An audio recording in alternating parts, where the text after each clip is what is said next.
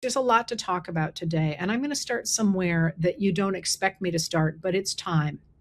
I want to talk to you about fascism and what fascism is, because I think we have a reluctance in this country really to grapple with the concepts of really big ideas like socialism and fascism and so on. And there has been a tendency not to talk here about what fascism is. We have a caricature of what socialism is that I talk about a lot versus the actual definition of socialism. But it's time for us in this country to be grappling with fascism. And fascism is a system of government, and they come in different flavors around the world according to the distinct cultural characteristics of the country that is embracing a concept of a government like a fascist government. But and well, I won't go down that rabbit hole. But there's some hallmarks you can identify. Fascism is a form of government that relies on the idea that the vast majority of people should not and cannot have input into their form of government because they're just not as smart or as able as a very small group of people. About 10% is the way the initial ideas of fascism talked about who should rule a society. And again, I'm doing such a high level view here, but that 10% or that small group of people are the only ones who really understand how a society should work. And because of that, they need to direct the economy, and they need to direct government, and they need to direct society in order to create a strong country that is going to be able to exert its forces elsewhere. And there are a number of hallmarks to that. So, first of all, the idea that only a few people really know what's going on and should rule inherently means that some people are better than others. So, that of course means that there's one person who should be at the top of that, because if there are gradations to people, right, there's got to be somebody who's really good. But it also means that the mass of people have to be directed by that small group of people. They have to be brought in behind that small group of people. And the way that you do that, according to fascist thinkers, is by creating an other, by splitting a population along lines of religion or race. You set this idea that there is somehow a small group of people who are the good guys, and everybody else is a bad guy. They use different words than that, but that's the scheme of it. Because what you're doing is you're setting a group of people against an other psychologically. So you're deliberately saying, we're the good guys and they're the bad guys. And often they define those bad guys as socialists. Think of these as words, by the way, not as concepts, as socialists or as the radical left. I'm going to come back to that in a minute. And if you can convince the in group to hate the out group, the what they do to the out group matters, of course, especially to the out group. It matters in many ways, but what that really does is it solidifies that in group, because you don't want to be one of the out group. You want to be with the in group. So you deliberately split a population, and then once you've got that in group, sort of eating out of your hand, you convince them that they are the true members of that society, that they are the ones who can usher in a resurgence of a great past, that they don't need other countries, that you need to kill all kinds of foreign ties because those foreigners are no good. That you need to make sure that the government and business work together, often with the business taking a percentage, if the government taking a percentage of businesses. And you need to make the military, the government, and the army all work together with this very, very loyal base, forcing everybody else to come along with it. And there are all sorts of implications for that. For gender roles, for example, women are supposed to be religious and housekeepers and produce a lot of children rather than working outside the home, because the whole point of this is to denigrate the idea of any kind of equality among people. Because the point is there's not equality among people. Some people are better than others, and they have to be trusted to whip this country into shape in such a way that they move the army, the businesses, and the government together to create a very strong state at home and then to spread into other countries and to take over those other countries and to be able to grab their resources. That's the philosophy behind fascism. And it is now very much a part of the current administration in the United States of America. And if you know my work, you know I don't say that lightly. I've talked a lot about how the United States has a history of things that have fascist tendencies, like the elite Southern enslavers before the Civil War. But we are now looking at a moment when you have an administration that has those hallmarks and that also is deliberately breaking the law and deliberately acting as if our Constitution doesn't exist. Recognizing this administration as fascist is now imperative, not least because of the shooting yesterday of Renee Nicole Good in Minneapolis, Minnesota, a 37-year-old woman, an American citizen, and the deliberate attempt of the administration to lie to us all and force us to believe something that is demonstrably not true. That is, a number of the videos that were taken at the time of the shooting and the subsequent analysis of those videos by experts makes it very clear that she was shot she did not provoke an officer of the state who used state violence against her. In the wake of that, the administration has insisted that she was the aggressor and that violence against a U.S. citizen for exercising, being on a public road and exercising, her right to be there, should be punishable by death. This is an incredibly important moment in U.S. history because of that. I'm not going to go any further into fascism, which is a really interesting study in the United States, because I say we have so many hallmarks of it at different times.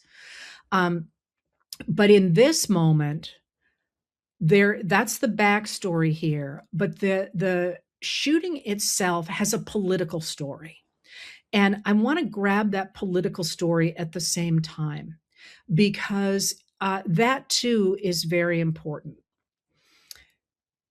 The Trump administration Trump's political career has depended on his ability to convince white Americans that he would protect them from that dangerous other. This has been the justification first for putting him in office in 2016, but then also for his use of federal officers from ICE and other federal agencies to round up undocumented immigrants and to hurt citizens as well, denying both of due process. But he's been able to get that because of that long-term, as I say, splitting of our population. There's the good guys and the bad guys. And you saw this really clearly, and you still see this very clearly with Trump. Robert Mueller, for example, who did the Mueller report, special counsel Robert Mueller, was a Republican. James Comey, former director of the FBI, a Republican.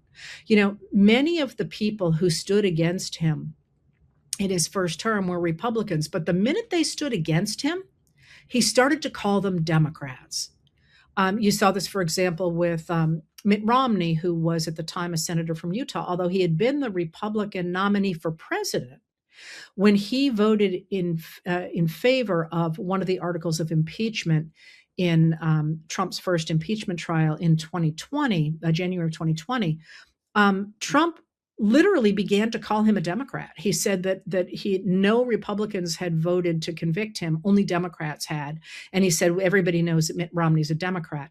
That deliberate splitting of our population has been central to Trump's rise, but it has depended on white Americans buying into it. The violence has overwhelmingly been against brown Americans now and against Black Americans. White Americans have certainly experienced violence, but they have not had that light bulb moment.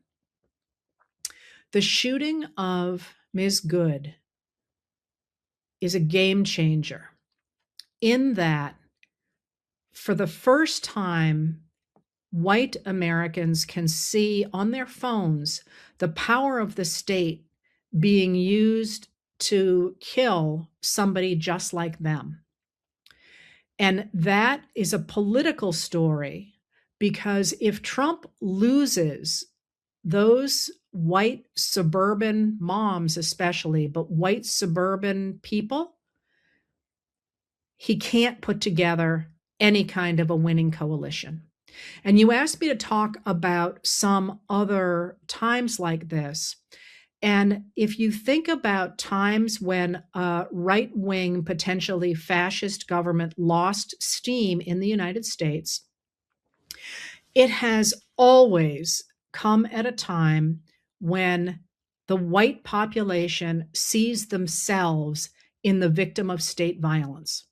So if you start with the 1850s, for example, I know none of you wanted to read this book in high school, but the reason that Uncle Tom's Cabin became an important political book, it's an important literary work as well, because it is the first real American popular novel that creates a Black American as a central character and shows personal growth for that character. That's one of the hallmarks of a major figure in a work of literature. And Uncle Tom is the not only a I guess I'm giving away too much here, but everybody should read it. But if you don't, if you're gonna cover your ears, he is a Christ-like figure, and he grows into that throughout the book. But the real kicker to that book, if you read it, was that the centerpiece of it was white women recognizing that the sale of Eliza's son away from her broke the maternal child bond. And every woman in the 1850s lost children to disease. And the centerpiece of that book is the loss of children and the recognition for all those women, including Harriet Beecher Stowe, who had lost a child to disease, that what was happening to Black Americans was that compounded by the fact that they were losing their child by the acts of man. And that becomes a game changer. That becomes our first real popular theater production.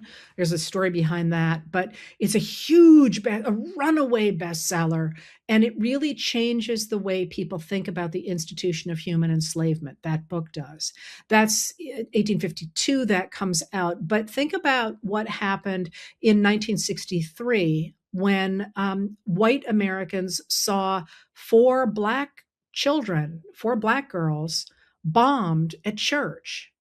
That was a game changer as well. I mean, there were a lot of other things going on in that period as well, but for a lot of people who were like, I don't care what happened to the three people registering to vote, registering Black Americans to vote, whatever, that's not my problem. When they saw four little girls dying because they went to church, that woke a lot of people up. Similarly, in 1924, the KKK was on the rise in the United States until the head of the KKK kidnapped, raped, and murdered a young white woman. And that broke the KKK in the United States. There were other things going on as well, but the kidnapping, rape, and murder of Madge Oberholzer is a huge deal for breaking that poisonous moment in the United States. And then you asked about Kent State. Kent State, which happens in May of 1970, is huge. A lot of people forget the fact that that was supposed to be the weekend that the new Stone Mountain in Georgia was to be dedicated. The carving on the side of the mountain of Stone's Mountain in Georgia, outside of Atlanta. That had been started in the late 19th century, but they had run out of funds and they had fought with their sculptor. And so it had really fallen into, we're never going to finish this sort of thing. It was after Brown versus Board of Education in 1954 that they started to remake Stone Mountain. And that was supposed to be dedicated on the same weekend that Kent State happened. And you think about what that means. This is the rise of this second major segregationist movement. Kent State happens, and Nixon's handlers make the huge mistake of suggesting that the fault for that shooting was for murdered college students. Nixon's base was those white um, World War II vets who had all sent their kids to college. That was the American dream. And they loved their kids. And the idea that the power of the state would kill those people, kill their children. You can see Nixon's popularity falling off a cliff, and you can see after that his desperate attempt to find a new kind of base because he has lost his central base. So, I've belabored that maybe longer than you expected to hear, because when you think about why this matters, and everybody is thinking it matters in a lot of different ways, those two things are huge. It has enabled us to identify that this government is now a fascist government, and it has enabled us to recognize ourselves, even if we're not a young Black man. There's always something that people recognize as theirs. For me, it was Breonna Taylor. I mean, that she looked like my children, but for a lot of people who weren't paying attention, this made them feel like it could be them. And you can see the administration trying desperately to blame it on her and to say, no, no, no, no, she was this. The reason I made the point of radical left terrorist is now you actually have White House spokesperson, press secretary Carolyn Levitt out there saying that there is a left-wing conspiracy. No, they're not. There's not. This is, again, classic authoritarian / fascist behavior, but it is also clearly an attempt to try and split the American people at a moment when the rest of us are looking at this and saying the power of the state should not be able to execute people. End of discussion. And for a lot of people who maybe didn't pay a lot of attention, they are now looking at that and saying, that could be me. The same way that women read Uncle Tom's Cabin and said, I lost my son to cholera or measles or any of the horrible diseases that were killing people before vaccines. And I know what it's like to lose a child. And if you have the state tearing children away from their parents, that's wrong. From their mothers, from their mothers, that's wrong, because they can see themselves in that. And if you've ever wondered, that's why that book is so incredibly important. And again, I because I like rabbit holes. If you've read the book and you know how you look in the modern era and you think little Eva, oh, come on, like when she dies, angels sing around her and the whole thing. Imagine if you're a parent who has lost a child, you don't want to remember the vomiting and the tears and the slow death. You want to imagine your child has just ascended to heaven. So that book is really about, we need to mobilize humans to recognize themselves in the people that the state is persecuting. And that's what the killing of Renee Nicole Good did for the United States of America. Of course, now that we have so many people here, I want to add in here the loss to the community and to her family. And the human aspect of this, obviously, people are reacting to as well. I don't want to belabor that because that's not my place to, but I also don't want it to go unsaid.